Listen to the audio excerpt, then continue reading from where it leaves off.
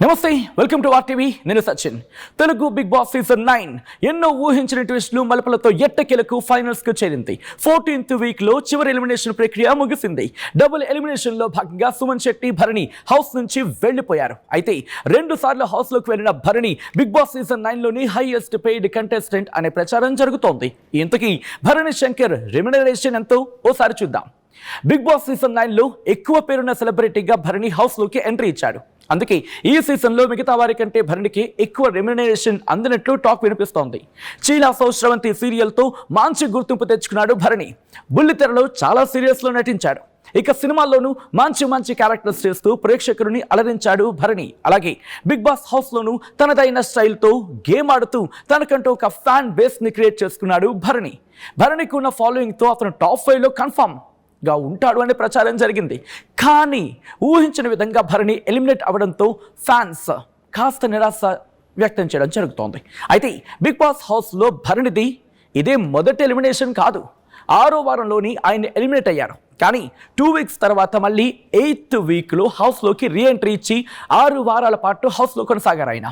ఇలా 2 సార్లు భరణి హౌస్లోకి 12 వారాలు ఉన్నారు. అంటే 2 సార్లతో కలుపుకొని మొత్తంగా 12 వారాల పాటు ఆయన హౌస్లో ఉన్నారు. అయితే ఇప్పుడు భరణి ఎలిమినేషన్తో పాటు ఆయన రెమ్యునరేషన్ అంటే పారితోషికం హాట్ టాపిక్గా మారింది. బిగ్ బాస్ హౌస్ మొత్తంలోని భరణిది భారీగా రెమ్యునరేషన్ ఉంటుంది అని తీసుకుని ఉంటాడు అని చర్చ జరుగుతోంది. కనీసం రోజుకి 50,000 చొప్పున వారానికి 3.5 లక్షల రూపాయలని పారితోషికంగా అందుకున్నట్లు ప్రచారం జరుగుతోంది. మొదటి 6 వారాలకు 21 లక్షలు, రీఎంట్రీ తర్వాత 6 వారాలకు 21 లక్షల రూపాయలు అందుకున్నాడు అని చర్చ నడుస్తోంది. మొత్తంగా 12 వారాలకు గాను 42 లక్షల రూపాయల రెమ్యునరేషన్ తీసుకున్నారని టాక్ ఉంది.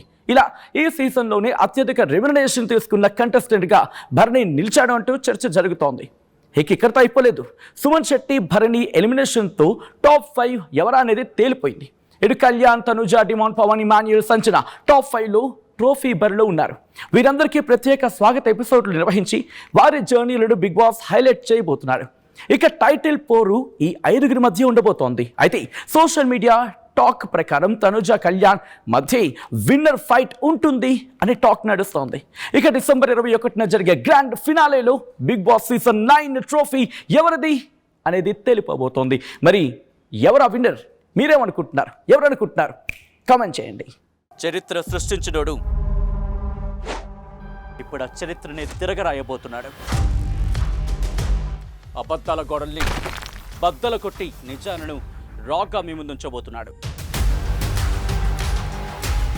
నిజమైన వార్తల కోసం వెంటనే డౌన్లోడ్ చేసుకోండి రా యాప్ని.